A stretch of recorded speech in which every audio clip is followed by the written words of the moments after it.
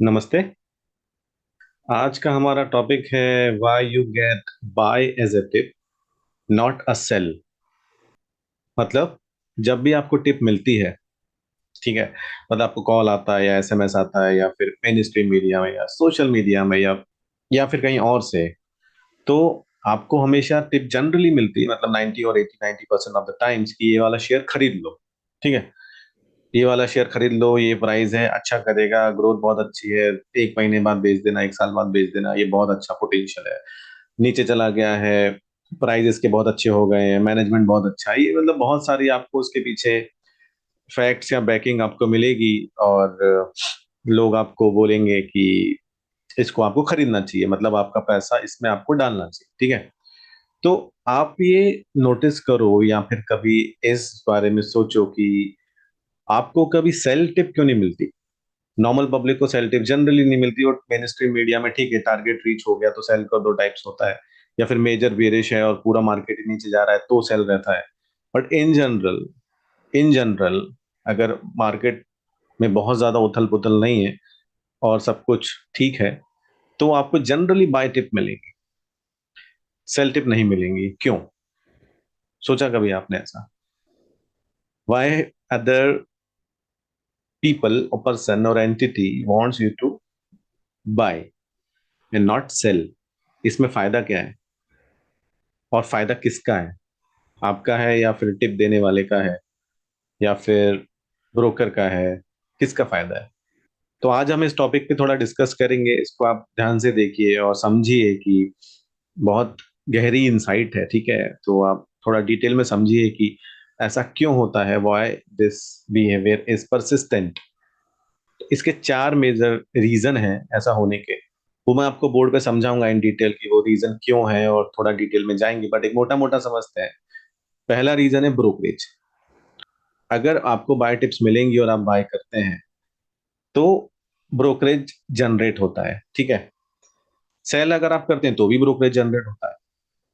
लेकिन अगर मान के चलो मैं एक एनालिस्ट हूं, किसी कंपनी में काम करता हूं, या फिर मैं किसी के बिहाफ पे काम करता हूं, तो मैंने आपको एक टिप दी कि ये वाला शेयर खरीद लो, ये वाला शेयर खरीद लो, और मैंने ये टिप 100 लोगों को दी। ठीक है, तो इट इज ऑलवेज पॉसिबल कि 100 के 100 लोग वो शेयर खरीद लें। ठीक है, ठीक है, ये पॉसिबल है ना? हो सकता है 50 खरीदे, 10 खरीदे, 20 खरीदे, कोई नहीं खरीदे, लेकिन पॉसिबिलिटी कितनी है? 100% कि 100 के 100 लोग वो शेयर खरीद लेंगे, तो उतना मेरा ब्रोकरेज जनरेट होगा। अगर मैं आपको सेल टिप देता हूं, तो क्या होगा? उन्हीं 100 लोगों को मैंने सेल टिप दी कि ये स्टॉक बेच दो, एबीसी पीक्यूआर टाइप कोई स्टॉक है, रैंडम हाइपोथेटिकल मानते हैं, ये वाला स्टॉक बेच दो। कितने लोग बेचेंगे? पहली चीज तो उनके पास ये स्टॉक होना चाहिए बेचने के लिए। अब मान लो वो स्टॉक है ही नहीं किसी के पास, तो वो बेच नहीं सकते, तो वो टिप तो वेस्ट हो गई। अगर मान लो वो है भी, तो 100% लोगों के पास नहीं होगा, 4 पे होगा, 5 पे होगा, 10 पे होगा। हजारों कंपनियां हैं मार्केट में, कितनी ली होंगी लोगों ने? 10 ली होंगी, 20 ली होंगी, 50 ली होगी। बहुत बड़ा इन्वेस्टमेंट होगा तो 100 ली होंगी, बहुत ज्यादा पैसा होगा तो 200 ली होंगी। ठीक है, तो इसकी प्रोबेबिलिटी बहुत कम है कि वो स्टॉक उसके पास होगा जिससे वो सेल करे।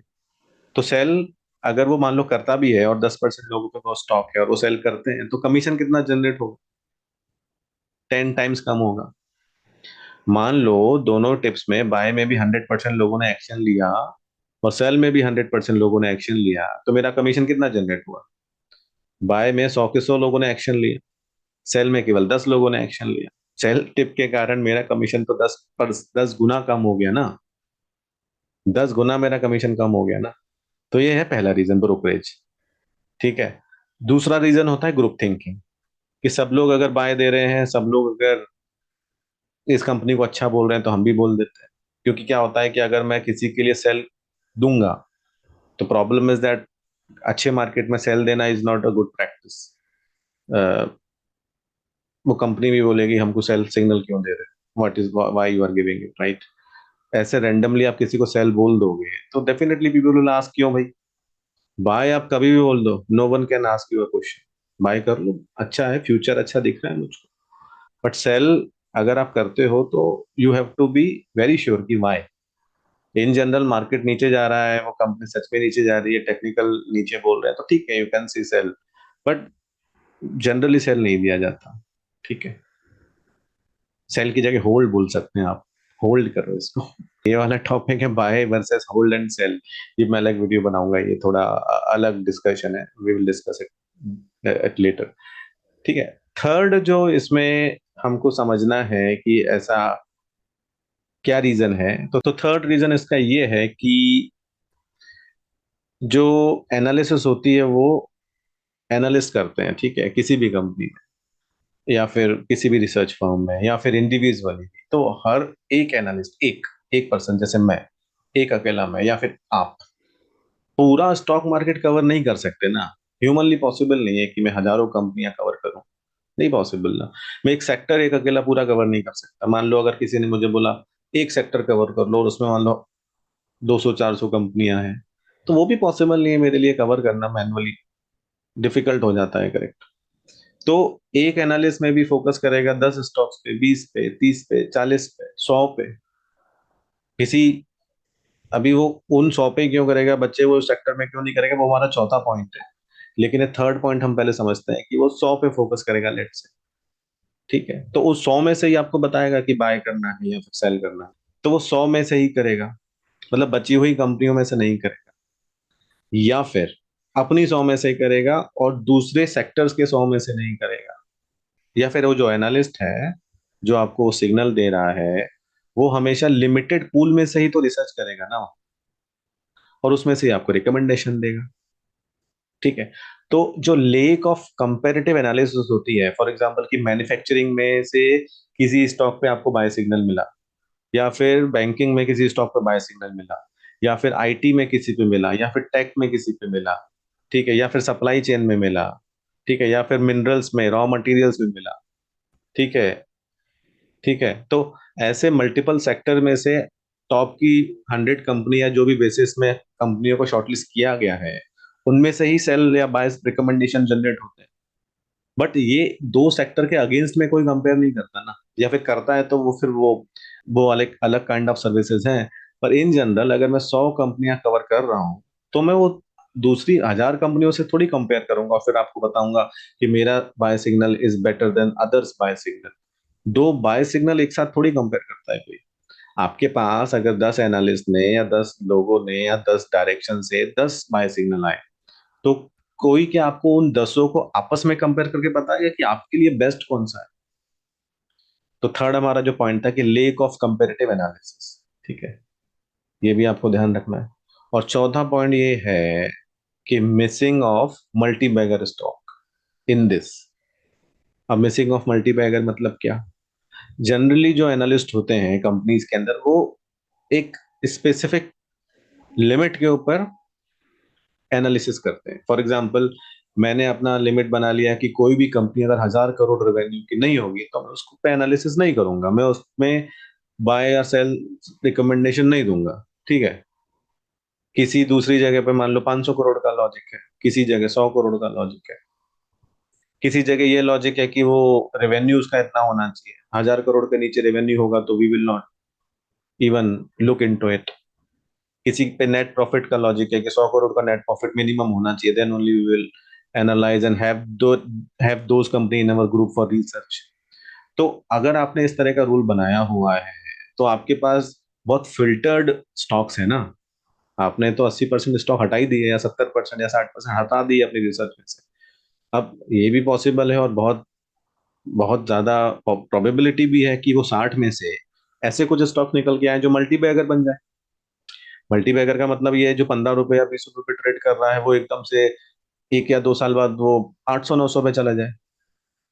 तो जो आपका इनिशियली बाय रिकमेंडेशन जो 500 रुपए के स्टॉक को खरीदने का था, और वो मान लो 1000 रुपए हो भी गया, तो आपको 2 गुने का फायदा हुआ। लेकिन अगर आप उस टाइम पे, अगर खुद आप खुद, मैं आपकी बात कर रहा हूँ, खुद अपनी रिसर्च करते और देखते कि यार दूसरी जगह पे और अच्छा ऑप्शन है क्या मेरे पास, तो आपको हो सकता है वो स्टॉक मिल जाता जो 30 रुपए 40 रुपए पे है।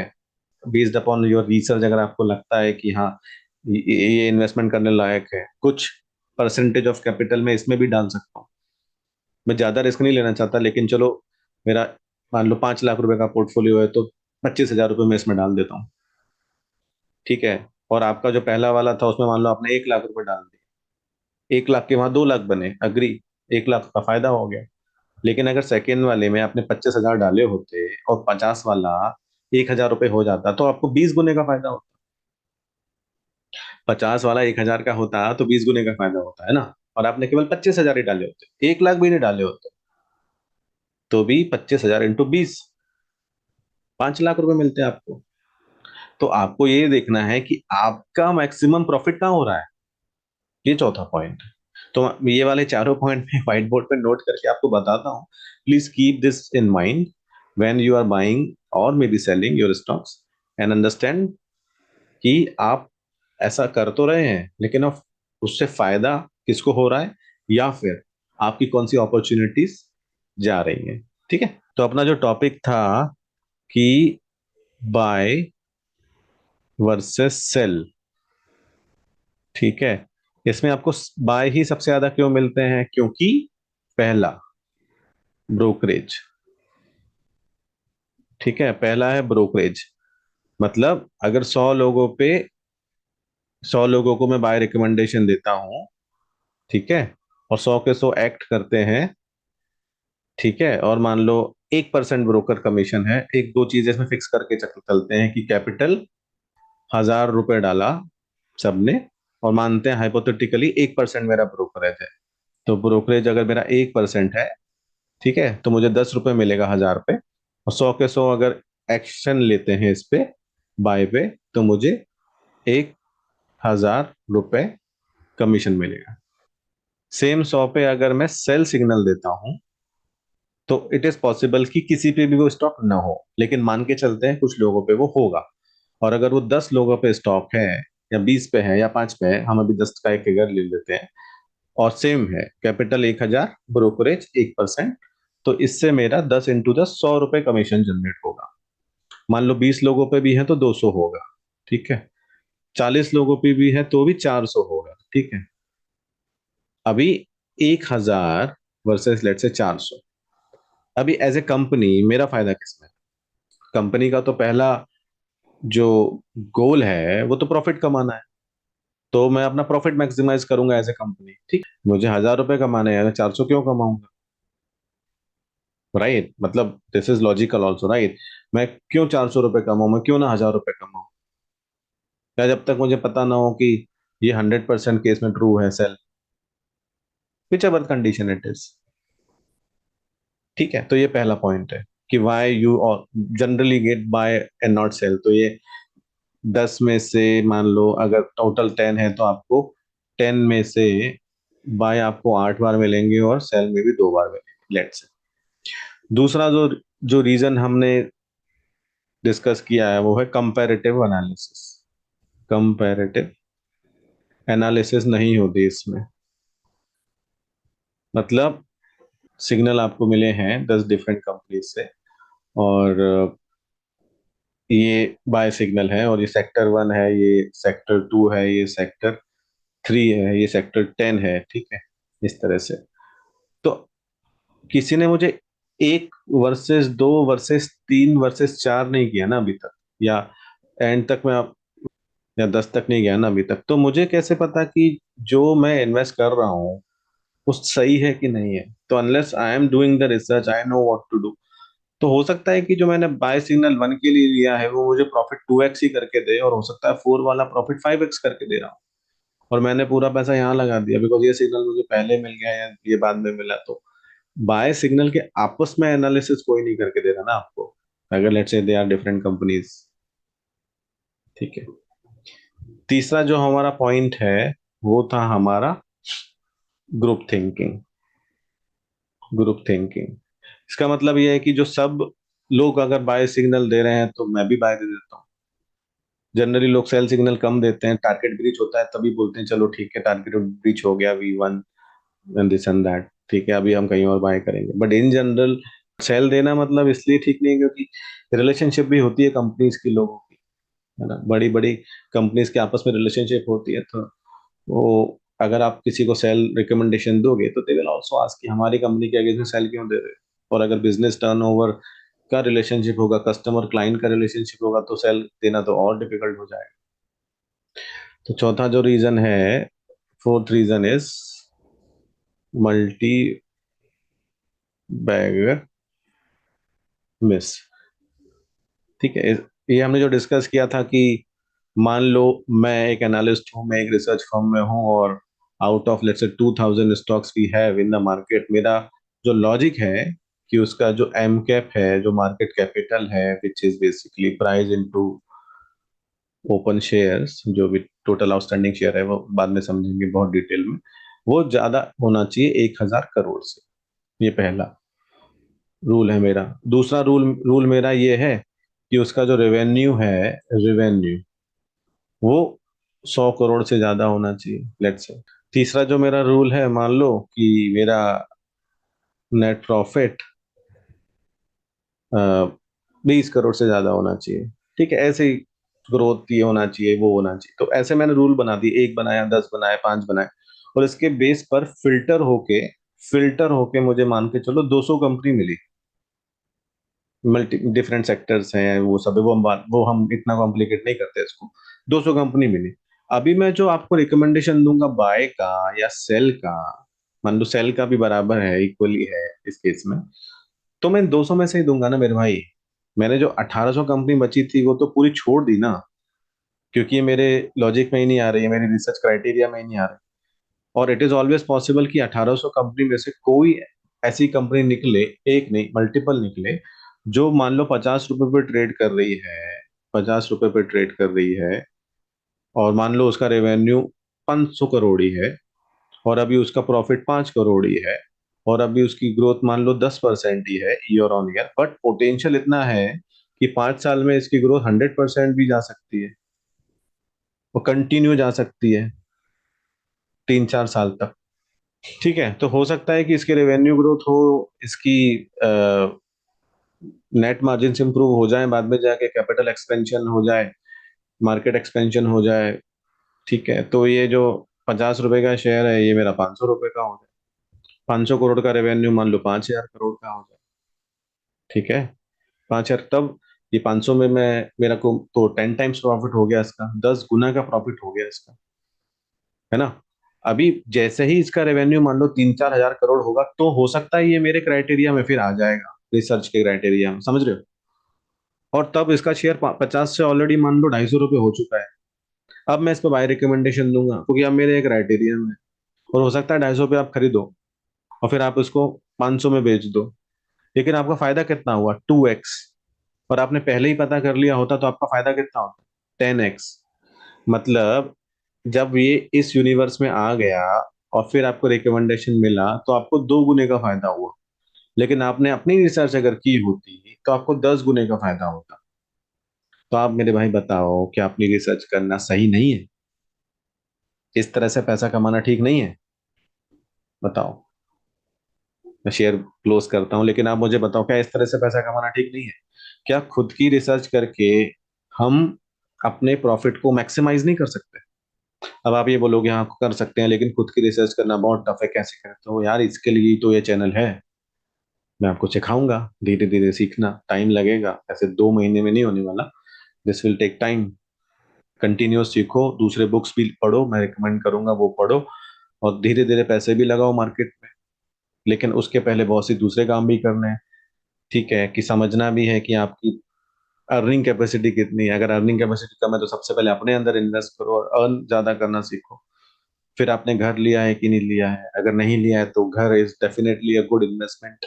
एक बार घर हो जाता है तो मानसिक जो संतुष्टि मिलती है, उसके बाद सारी चीजें इजी हो जाती है। एक बार लोन चला गया या फिर खुद का घर हो गया है तो उसके बाद आप स्टॉक मार्केट, म्यूचुअल फंड सब खेल सकते हो। लेकिन अगर आप इस तरह से करेंगे तो आपका जो चांस है ग्रो होने का, वो बहुत फास्ट हो जाएगा। ठीक है, तो ये मेरा सजेशन है कि आप प्लीज वीडियो देखें, और अच्छा लगता है तो लाइक करें, सब्सक्राइब करें, शेयर करें, और फिर से देख लीजिए इसको एक बार। There are many important points. ठीक है, और मैं एक बात ये बताना चाहूंगा कि कुछ टाइम बाद, नॉट नाउ, कुछ टाइम बाद of course I will have such kind of important critical videos जहाँ पे मैं बहुत इंसाइट्स और डेटा शेयर करता हूँ जो कोई आपको जनरली मार्केट में नहीं बताएगा।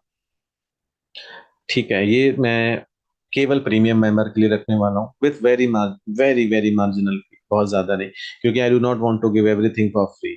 ओके, तो hope you like this video and do comment, आप बताएं आपको कैसा लगा, and have a nice day.